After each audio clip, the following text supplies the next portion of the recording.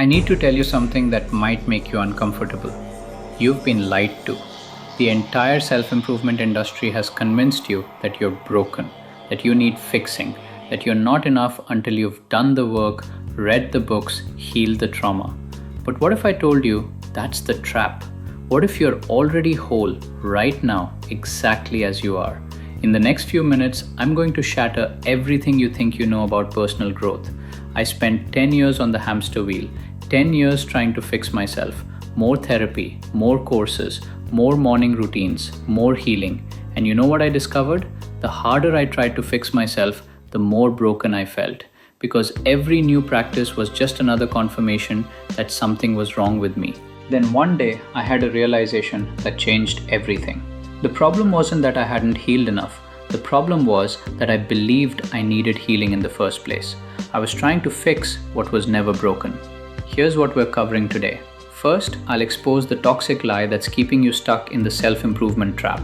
Second, I'll reveal the 3 signs you've become addicted to fixing yourself.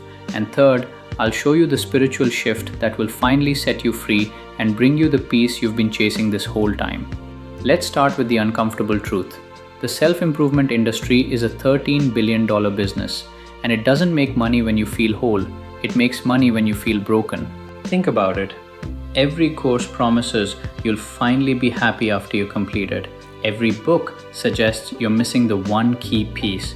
Every guru implies that you're not quite there yet, but if you just follow their method, buy their program, do their challenge, then you'll be fixed. Then you'll be enough. Then you'll be whole. But here's what they don't tell you. Wholeness isn't a destination. It's not something you achieve after enough healing or growth or spiritual practice. Wholeness is your natural state. You were born whole. You are whole right now.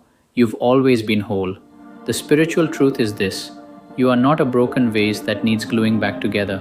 You are the ocean temporarily convinced you're a wave. You are infinite consciousness that's forgotten its true nature. And no amount of fixing will reveal what's already there. You don't create wholeness. You remember it. Here's the trap. Every time you buy another course, start another healing modality, or tell yourself, I just need to work on this one more thing, you're reinforcing the belief that you're not enough yet. You're delaying your peace. You're postponing your wholeness until some future version of yourself finally gets it right. But that future never comes, because there's always another level, another wound to heal, another pattern to break, another version of yourself to become. It's an endless cycle that keeps you striving but never arriving. The lie is that you're broken. The truth is that you've just forgotten who you really are. And all the fixing in the world won't help you remember. Only stillness will. Only presence will. Only the courage to stop running and finally rest in what's already here. So how do you know if you've become addicted to fixing yourself? Here are the 3 signs that you're trapped in the self-improvement hamster wheel. Sign number 1, you can't enjoy the present because you're constantly working on the future. You're always in preparation mode, always getting ready to finally live. You tell yourself, once I heal this, I'll be happy. Once I master this practice, I'll have peace. Once I become that version of myself, then I'll rest. But the present moment is never good enough. You're never good enough, not yet. This is the addiction talking. Because when you're addicted to fixing yourself, you can't be here now. You're always chasing the next breakthrough, the next level, the next version. And you miss the only moment that actually exists, this one. Sign number 2, you consume self-help content but nothing actually changes.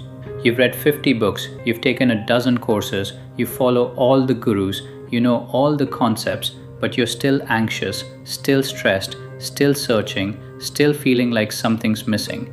Here's why. You're not actually doing the work. You're avoiding feeling whole right now by staying busy with the work. The content becomes a distraction, another way to delay the terrifying possibility that you might already be enough. Because if you're already enough, what do you do with all this striving? Who are you without the project of fixing yourself? Sign number 3, your inner critic has gotten louder, not quieter. You'd think all this self-work would make you kinder to yourself, but it's done the opposite. Now you criticize yourself for not meditating enough, for not being healed enough, for still having triggers, for not being grateful enough, present enough, enlightened enough. You weaponize self-improvement against yourself. And every day you don't reach that impossible standard, you beat yourself up. You're not fixing yourself, you're just finding more sophisticated ways to reject yourself. If even one of these resonates, listen closely. You don't need another course.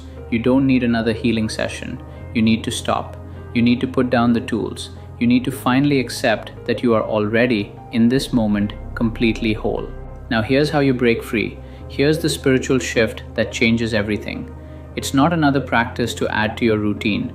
It's a complete paradigm flip in how you see yourself. Shift number 1, from becoming to being. Stop trying to become the healed version, the enlightened version, the better version of yourself. Just be. Be here. Be now. Be exactly who you are in this moment without apology. Here's what this looks like practically. When you notice yourself thinking, I need to work on this, or I should be further along, stop, take a breath, and ask yourself, what if I'm already whole? What if there's nothing to fix? What if I could just be here as I am, and that's enough? This isn't giving up on growth. This is the foundation for real growth. Because you can't grow a plant by pulling on it. You grow it by giving it the conditions to naturally unfold. And the same is true for you. When you stop forcing yourself to be different and start accepting yourself as you are, something miraculous happens. You naturally evolve. Not from self-rejection, but from self-love. Shift number 2, from fixing to allowing. Your emotions aren't problems to solve. Your thoughts aren't enemies to defeat. Your past isn't a wound that needs endless healing. They're all just experiences moving through you. And when you stop trying to fix them and start allowing them, they transform on their own. Here's the practice. The next time you feel anxiety, sadness, or fear, don't immediately reach for a tool to fix it. Don't journal it away. Don't breathe it away. Don't positive affirmation it away. Just let it be there. Feel it fully.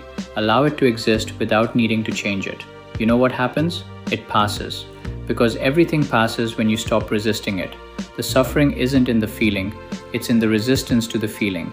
It's in the belief that you shouldn't be feeling this way. That if you were whole, you wouldn't feel this. But wholeness includes all of it. The joy and the pain, the peace and the anxiety, all of it belongs. Shift number 3, from doing to trusting. This is the hardest one. You've been taught that if you want something, you have to work for it. You have to earn it. You have to do all the steps, check all the boxes, complete all the practices, and then maybe, if you've done enough, you'll finally deserve peace. But spiritual peace doesn't work that way. Peace isn't earned, it's surrendered to. It's already here. It's already yours. You just have to stop doing long enough to notice it. Here's your new practice. One day a week, do nothing for your self-improvement. No meditation, no journaling, no personal development podcasts, nothing.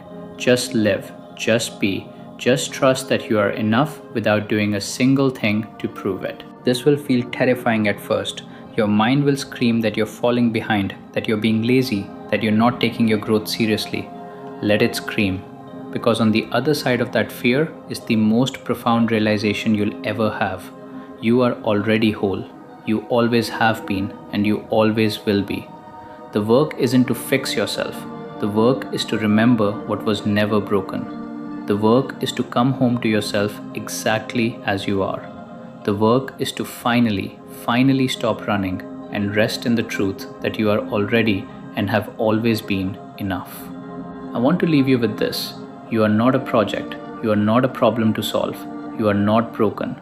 You are a human being having a human experience, and every single part of that experience, the messy parts, the painful parts, the parts you wish were different, all of it is sacred. All of it belongs. All of it is part of your wholeness. We covered the toxic lie that keeps you trapped in the self-improvement cycle. We identified the 3 signs that you become addicted to fixing yourself, and we walked through the 3 spiritual shifts that will set you free, from becoming to being, from fixing to allowing, from doing to trusting. This isn't about stopping your growth. It's about growing from a place of wholeness instead of brokenness. It's about finally giving yourself permission to be human, to be imperfect, to be exactly where you are without shame or guilt or the constant pressure to be more. You don't need another technique. You don't need another breakthrough. You don't need to heal one more thing before you're allowed to feel whole. You are whole right now, in this breath, in this moment, exactly as you are. So here's my challenge to you. For the next 24 hours, practice being instead of becoming. Practice allowing instead of fixing. Practice trusting instead of doing. Just for one day, give yourself permission to be enough, to stop the striving, to rest in your inherent wholeness. You might be surprised at what you find, not out there in the next course or the next practice, but right here, in the quiet, in the stillness, in the simple truth that you've been searching for what you already are. Thanks for being here. If this landed, let me know in the comments. What are you ready to stop fixing? What would change if you believed you were already whole? You are enough. You've always been enough, and it's time you finally believed it. Welcome home.